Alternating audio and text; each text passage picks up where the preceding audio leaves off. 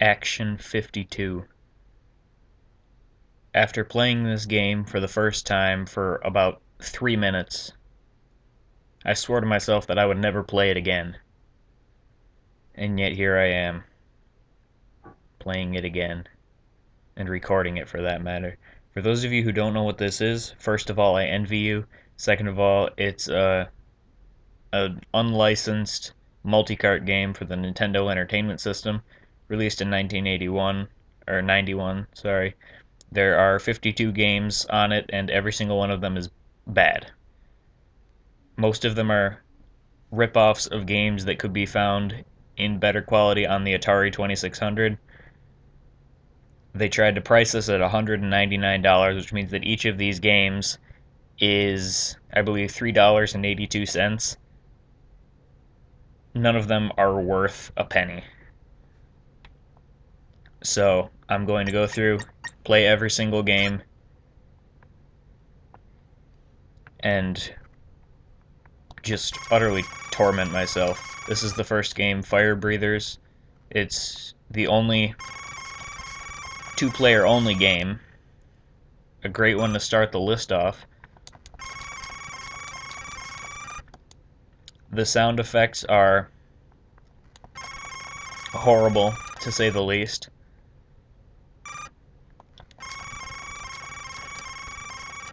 The gameplay is virtually non-existent for Fire Breathers. You'll notice how much effort it takes to destroy the blue thing.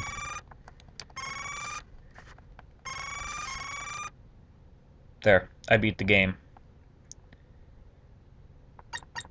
Game 2, Star Evil. You begin the game and you die instantly. Action 52 is known for having... I don't know the exact count. I think I'm gonna keep count this time.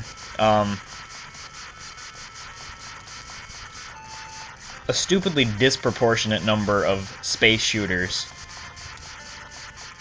It's kind of sad.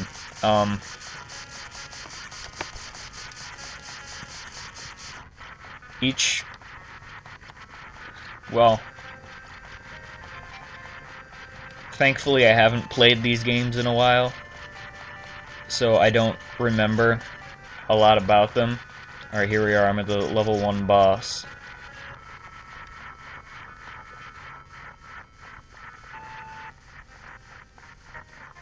And, it's just sort of flying through the walls.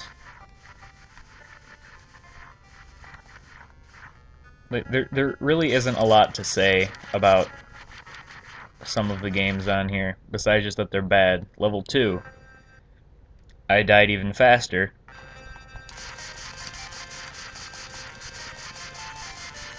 Star Evil may actually be the best shooter on the cartridge, which is kind of sad because this is just... I mean, look at it. There's nothing redeeming about it. The graphics are bad. Like, even for Nintendo.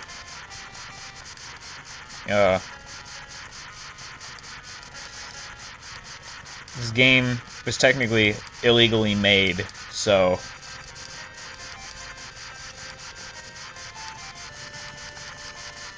I don't believe I've ever made it this far. Oh. Does the boss look familiar? Ooh, level 3. And it doesn't start you in immediate danger. That is a step in the right direction.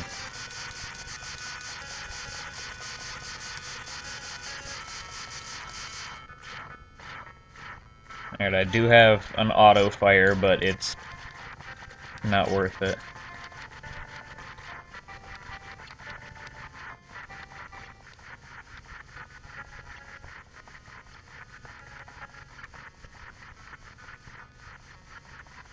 I don't know if any of these games actually end.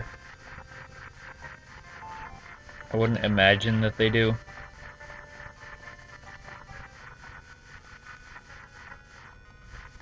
Alright. Star Evil is notorious for bosses not appearing where they should. So I'm going to guess that this boss just didn't generate. Which means that, alright, I can't get killed by that, alright. I have no idea how I dodged that. The control is really unresponsive. Like, I click it and then I have to wait a second for the ship to move, and that's how a lot of the games are. I don't think that it's because I'm recording. I don't think that it would make a difference. I'm not sure. I'm not going to try it out now. And I'm probably not going to try it out ever, because once I finish recording this, I'm deleting this file and like never thinking of it again, hopefully. Let's see if the boss will appear this time.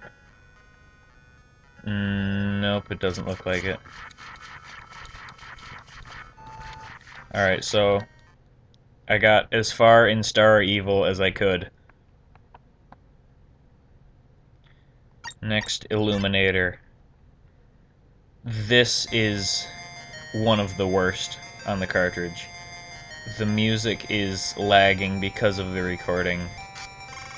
Now, in this one, you're an idiot shooting vampires to turn on lights. You'd think you'd use a light bulb.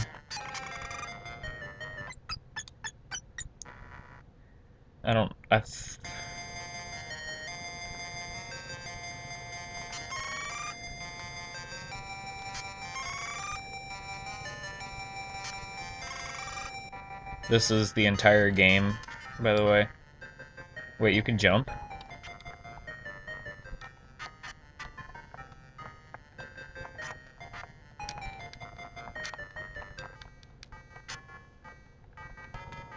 I'm trying to find where I am.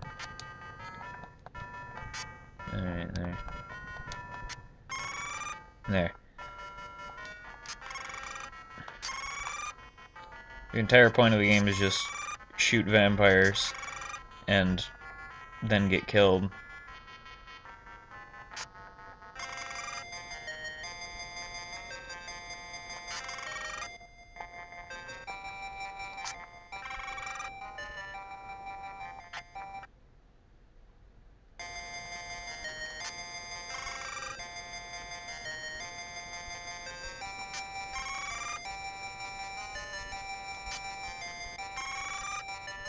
I've never made it to level 2 before. I guess there's a reason for that.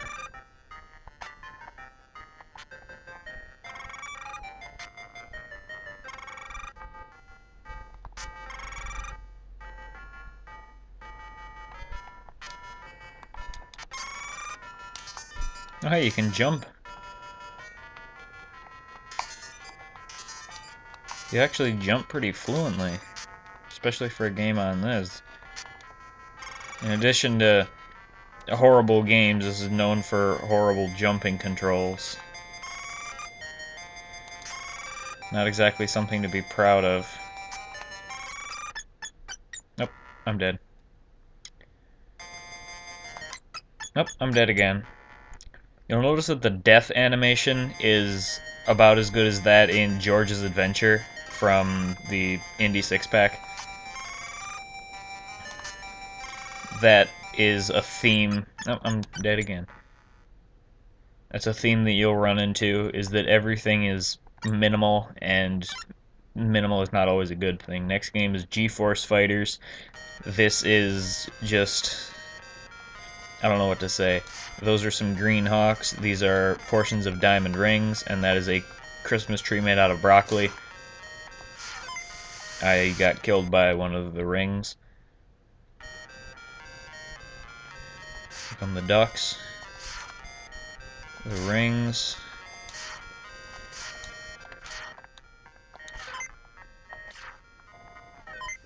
I'm dead again. Yep, I just flew into the branches. by accident, because most of the time this control is unresponsive, but I hit the D-pad a little bit there. You'll notice that I go faster than my own bullets and they hurt me. GeForce Fighters is the second space shooter. I'm not going to say space shooter because, well, I think that every game is a shooter. Yeah, I will count them by space shooters. Why not? Ooze. Now, this is quite possibly the worst game on the cartridge. Does it remind you of anything? Well, I hope not, because otherwise you have a very, very miserable life to be able to compare this to something. Now, you're a character who looks less appealing than George, who I was mentioning earlier. The worst part is the controls, though. To jump, you press B, which this is on the Nintendo, but it doesn't stop there. You press B to jump, but, oh, if you're holding down the B button like you normally would, you can't move left and right.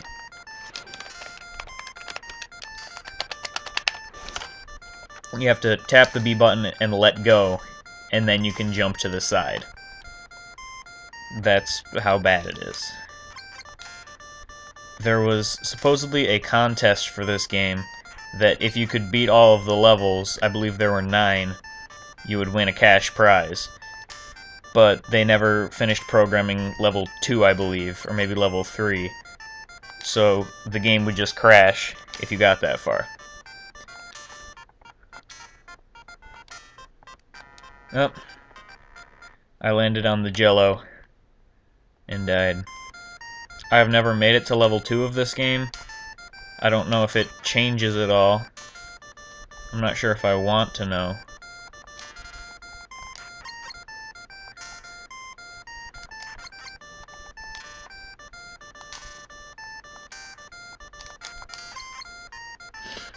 Now there's a giant raindrop coming up that I've never gotten past. I believe it's on the next platform. Yep, here it is. Ooh. Made it.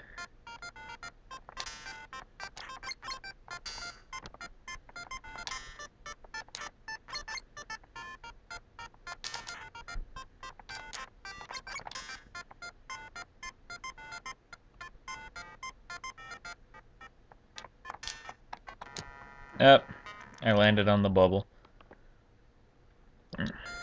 So now I have to start the entire level all over again. I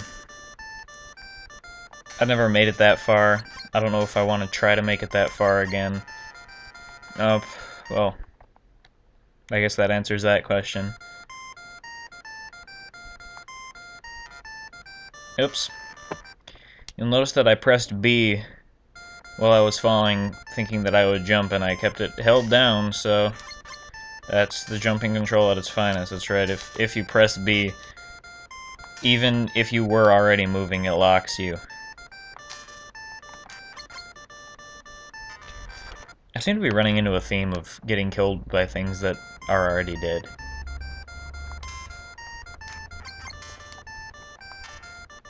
I guess that means I gotta do one more horrible jump than ordinary.